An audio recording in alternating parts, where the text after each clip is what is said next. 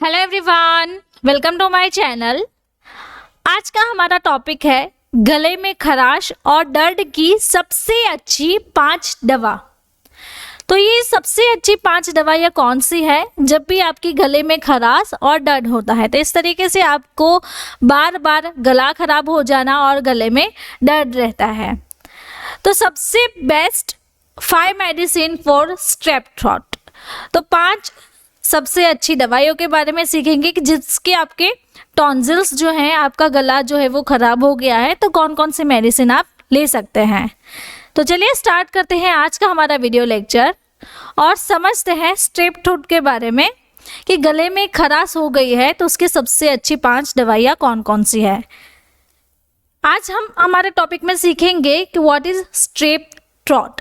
Strep throat क्या होता है, किस वजह से होता है, सिम्टम्स क्या है और सबसे अच्छी 5 मेडिसिन्स कौन कौन सी है।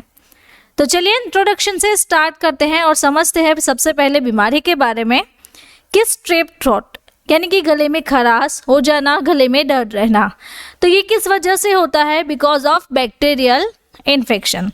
तो आप यहाँ पे देख सकते हैं कि ये हमारे टॉन्सिल्स जो है वो नॉर्मल है। अगर हमारी थ्रोट में इन्फेक्शन हो जाता है, बैक्टीरियल इन्फेक्शन, तो यहाँ पे आप रेडनेस देख सकते हैं और यहाँ पे इस तरीके से वाइट पैचेस भी देख सकते हैं।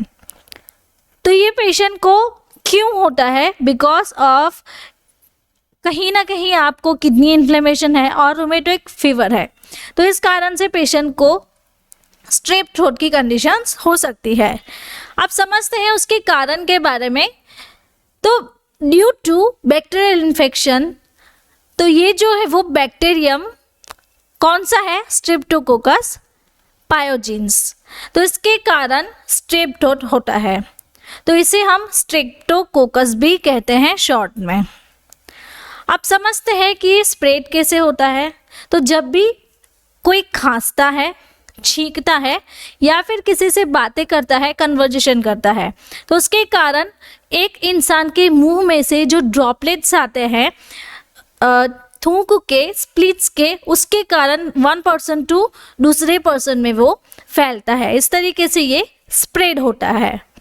सिम्टम्स के बारे में देखते हैं कि इसके क्या क्या सिम्टम्स रहते हैं, जैसे कि थ्रोट पेन होना, गले में दर्द होना, जब भी आप कुछ स्वेलो कर रहे हैं या फिर निगल रहे हैं उस दरमियान पेन होना, हमारी जो टॉन्सिल्स है यानी कि ये गले की पीछे की साइड, वहाँ पे आपको रेड स्पॉटिस और स्वेलिंग जैसी दिखती है। सम टाइम वहाँ पे आपको पस जैसा फॉर्मेशन भी दिखता है। टाइनी यानी कि छोटे छोटे रेड स्पॉट दिखना, कभी कभार उसके कारण फीवर और हेडेक भी हो जाता है।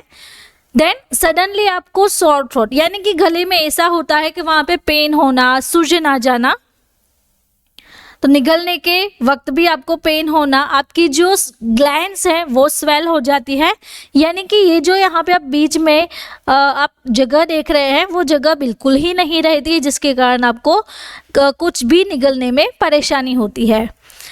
लॉस ऑफ एपेटाइट, भूख कम लगती है, एब्डोमिनल पेन रहता है, आपकी जो लिम्फ नोड है वो स्वेलन हो जाती है एंड कभी कभार बॉडी पे रैसेस भी दिखने लगते हैं। इस तरीके से आपको ये जो सिम्टम्स है वो स्ट्रेप थ्रोट के रहते हैं। नाउ वीडियो के बीच में मैं आपको बताना चाहती हूँ, हमारी एक बुक है जिसका नाम है डिजीज एंड ट्रीटमेंट, यानी कि बीमारियाँ और उनका उपचार।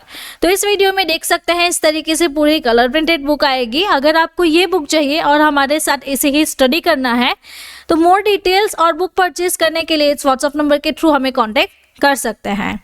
चलिए आगे बढ़ते हैं और समझते हैं हमारे मेन टॉपिक के बारे में कि 5 सबसे अच्छी स्ट्रेप थ्रोट की मेडिसिन क्या है, कौन कौन सी है। सबसे पहले यहाँ पे है एमोक्सिसिलिन और एम्पिसिलिन, देन रोक्सिट्रोमाइसिन, 3rd नंबर पे है सिफेक्साइम और सिफाड्रोक्सिल, 4th पे है क्लिंडामाइसिन एंड 5th पे है क्लेरिथ्रोमाइसिन। तो ये जो सारी एंटीबायोटिक्स मेडिसिन है उसके बारे में आज का हमारा वीडियो लेक्चर रहेगा। सबसे पहले हम समझते हैं एमोक्सिसिलिन के बारे में। तो एमोक्सिसिलिन का 500 mg डोज यहाँ पे है, सिप्ला बनाती है इसे। चलिए समझते हैं। तो ये कौन से क्लास की मेडिसिन है? एमिनो पेनिसिलिन एंटीबायोटिक के क्लास से बिलोंग करती है। तो मेनली इसका सब क्लास जो है वो बीटा लैक्टम एंटीबायोटिक रहता है, बीटा लैक्टम के क्लास से बिलोंग करती है।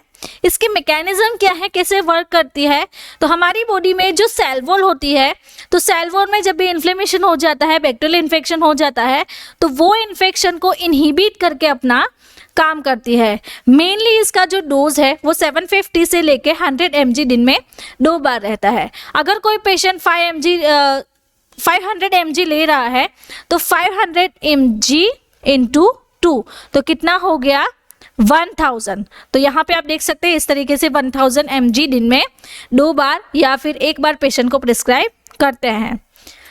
दूसरी है एम्पिसिलिन। तो एम्पिसिलिन भी same amino penicillin antibiotic class से बिलोंग करती है। ये भी एक बीटा लैक्टम एंटीबायोटिक है। यहाँ पे इसका डोज देख सकते हैं आप 250 mg।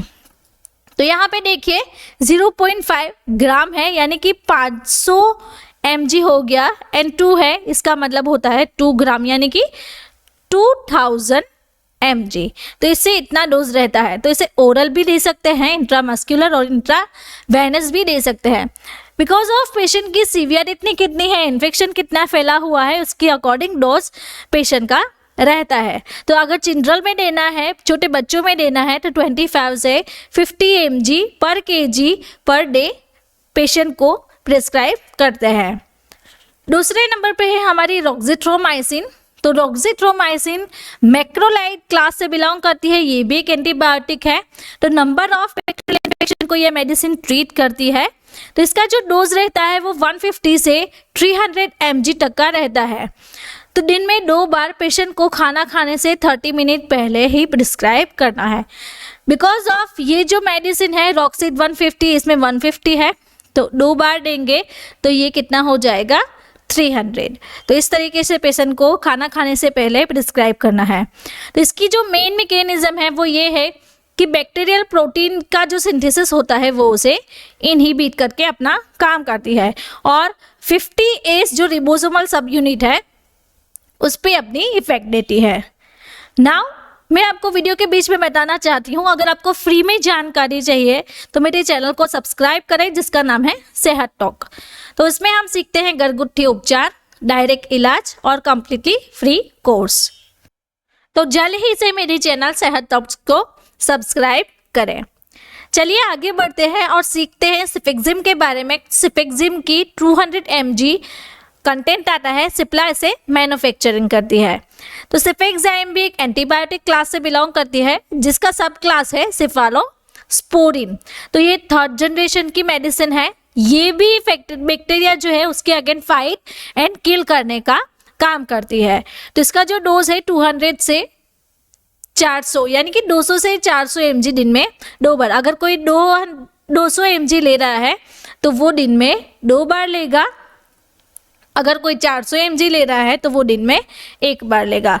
इस तरीके से इसका डोज रहता है। ये दोनों ही फॉर्म में अवेलेबल है, जैसे कि टैबलेट एंड सस्पेंशन। दूसरी जो आती है सेम क्लास से सिफाद्रोक्सिल।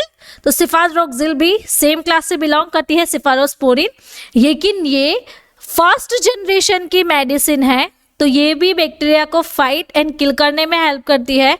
तो नंबर ऑफ बैक्टीरियल इन्फेक्शन को ट्रीट करने में सिफाद्रोक्सिल हेल्प करती है। तो सिफाद्रोक्सिल की यहाँ पे दूसरी भी क्लास है जिसका नाम है एंटीबायोटिक, दिन में 2 बार लेना है, और अरिस्टो फार्मास्यूटिकल कंपनी इसे बनाती है।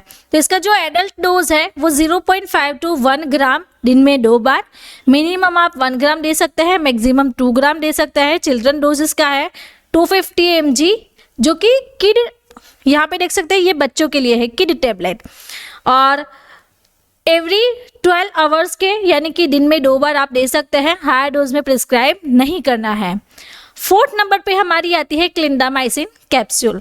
तो मैनकाइंड फार्मास्यूटिकल कंपनी बनाती है। लिंकोसामाइड एंटीबायोटिक के क्लास से बिलोंग करती है। तो ये एक ऐसे प्रोटीन सिंथेसिस को इनहिबिट करती है जो हमारी बॉडी में बैक्टीरियल इन्फेक्शन को कॉज करता है। तो बैक्टीरियोस्टेटिक प्रॉपर्टी प्रोवाइड करेगी। इसका जो डोज है वो 150 से 300 mg दिन में आप 4 बार पेशेंट को प्रिस्क्राइब कर सकते हैं। नाउ 5th नंबर पे आती है हमारी क्लेरिथ्रोमाइसिन। तो ये भी मैनकाइंड फार्मास्यूटिकल कंपनी बनाती है क्लेरिनोवा नाम से। तो क्लेरी एजिथ्रोमाइसिन मैक्रोलाइड एंटीबायोटिक के क्लास से बिलोंग करती है। ये भी प्रोटीन सिंथेसिस से होने वाले जो बैक्टीरियल सेल वॉल बनती है उसे इनहिबिट करके अपना काम करती है। तो बैक्टीरियोस्टेटिक इसका काम है बैक्टीरिया को स्टॉप करना, किल करना। इसका जो एडल्ट डोज है वो 250 से लेके 500 mg एवरी 12 आवर्स तक लेना होता है, लेकिन इसकी जो थेरापी है वो 7 से 14 दिन तक रहती है। इस तरीके से पेशेंट को आप प्रिस्क्राइब कर सकते हैं। तो अगर आपको मेरा ये वीडियो अच्छा लगा तो आपको ये वीडियो भी अच्छा लगेगा। ऐसे ही डिजीज़ एंड मेडिसिन के बारे में जानकारी चाहिए तो जल्द ही से मेरे चैनल को सब्सक्राइब करें और बेल आइकॉन को टर्न करना ना भूलें। Thank you for watching my video.